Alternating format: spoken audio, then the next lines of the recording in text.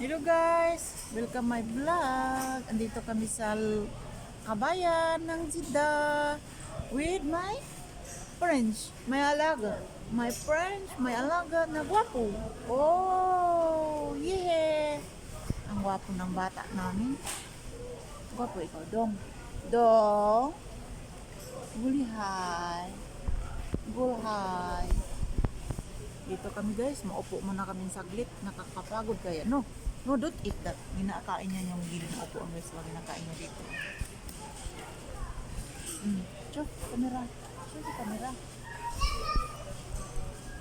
Upo muna kami dito sa manukan. Pagod, sige ka. Lakwat siya. No, no, no, no, no.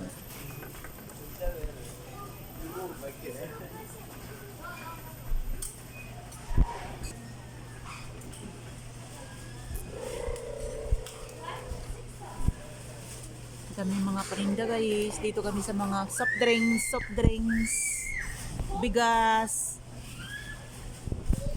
mga Nutella, chicken.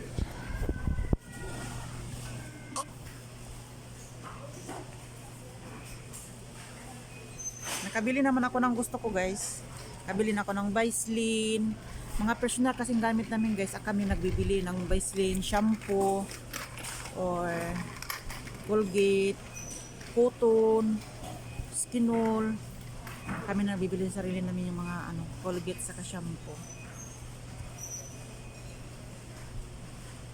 Alam nyo guys kung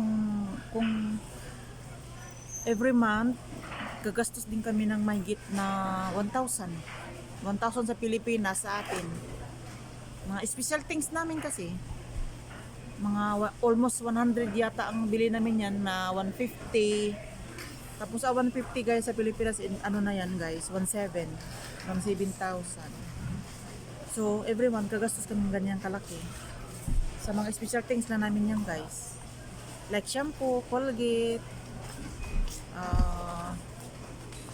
sabon na sa katawan. Yung pang-arte namin guys, labas na yun. Iba din yun.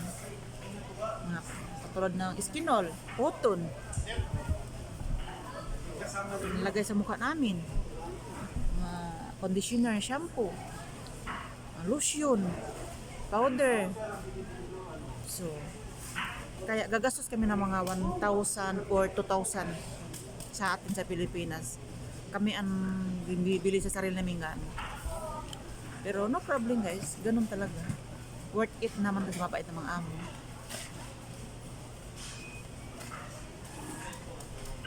Thank you for watching guys. Enjoy sa panonood ng video ko. God bless.